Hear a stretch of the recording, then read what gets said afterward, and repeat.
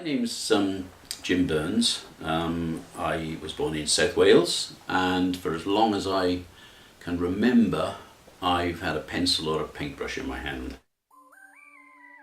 The stuff I paint is what you might loosely call the fantastical, I suppose. I can't paint landscapes or vases of flowers or anything like that. It bores me to do that.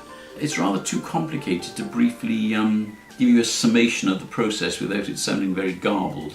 I mean, you'd have to stand over me for a week or a month watching how I do it to get the full story. And I was really interested in natural history illustration, Victorian stuff, scientific illustration such as like insect artists, painters of the 19th century, the schools of Pre-Raphaelites, the symbolists, where again you're talking about representational art but fantastical subject matter. I did zoology at A-level, so I was always interested in and quite knowledgeable about natural history, and it all feeds into the business of trying to create convincing creatures, convincing aliens. That funny guy, this little guy down here.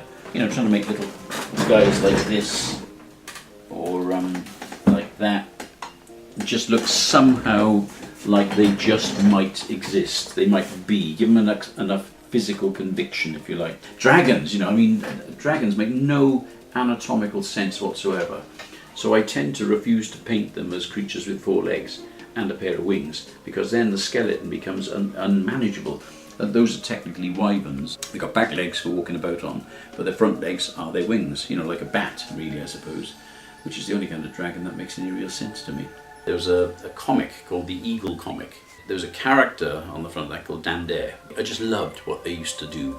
I was absolutely fascinated by that kind of art. I followed that experience not by becoming an artist, but principally wanting to become Dan Dare. And the route to becoming Dan Dare, pilot of the future as he was called, was to join the RAF. I'm absolutely fascinated by aircraft, I so wanted to fly.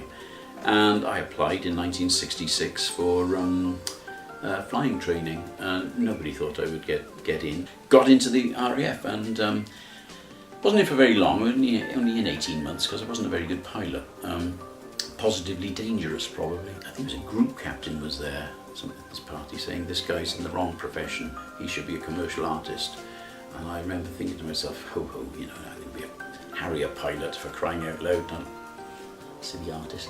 But he was kind of right. So then I came out of the RAF, applied to St Martin's up in London, a good college with a great illustration tradition. Basically doing the same old stuff, spaceships and aliens and pretty girls in threatening science fictional situations. I met a writer named Harry Harrison, American science fiction writer who lived in this country. We did a joint project together, a book called Planet Story, and I spent 2 years basically doing the internal illustrations for this sort of, maybe one of the earlier graphic novels. All these, by the way, this isn't my imagination so much as Harry's words. They're very literal. I thought I should give him one of the illustrations. And which one would you like, Harry? Guess which one he chose.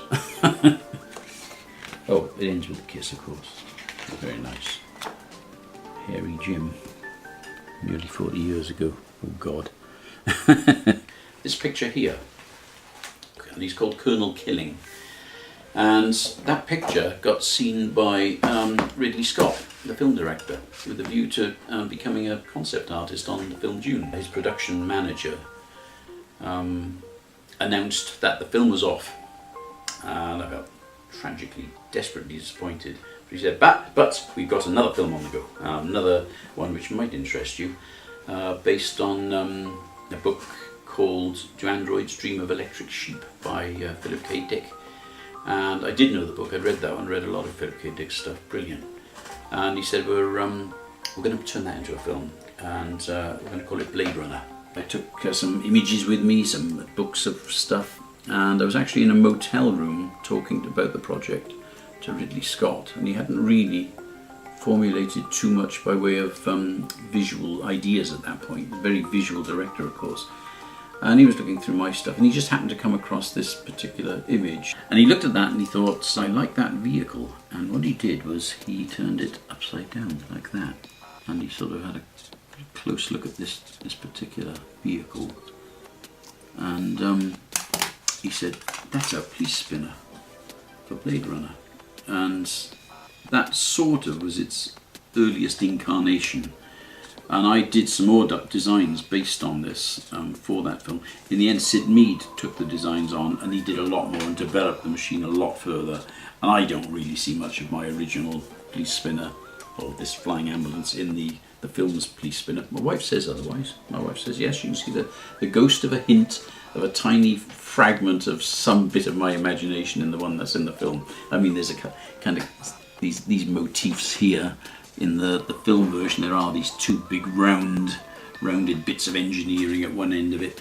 I was there for 10 weeks in Hollywood, and I felt like I really made it. Hollywood, for crying out loud, had a whale of a time. Really enjoyed myself. And I thought at that point that's how my career was going to go. I was going to be a kind of concept designer for films.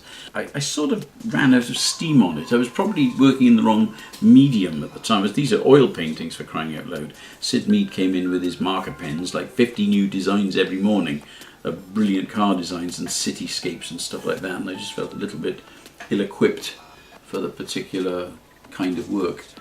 So I came back home. But then through the 80s, what happened was I seemed to get picked up more and more by American publishers. And so a large part of my output in the 1980s were for American publishers, science fiction book jackets. In particular, I did a lot of work for a guy named, or a writer named Robert Silverberg. I did the covers for over 40 of his novels. Then the 90s, the big thing was, and when digital came in really, I thought, I've got to learn how to do this stuff. This is where the future is. And of course it was there, but I mean, in terms of book jacket illustration, you've got to turn out a hell of a lot of digitally painted book jackets to make much of a living out of it, it seems to me. Book jacket work these days, it's young guys who are really good at this stuff and are quick and can turn them out and are trying to build a reputation. But for old guys like me, who prefer painting basically, it's given me an opportunity to get back into doing what I really like, which is painting pictures. So since the late 90s, I would say that there's been a gradual moving away from the commercial world and more to a personal kind of expression. And so in a way, it's brought me back to where I started really, which was painting fantastical stuff for myself. Then I made a living out of it, and now I'm back doing it the way I did at the beginning. So there's still lots of interesting sort of little roads and directions to take in the future. I haven't sort of grown to a halt yet by a long chalk. So yeah, that's the way it's going to progress. As long as I've got my eyesight and my hands don't become too arthritic, they're a bit at the moment. Unlike my hips. Yeah, more of the same.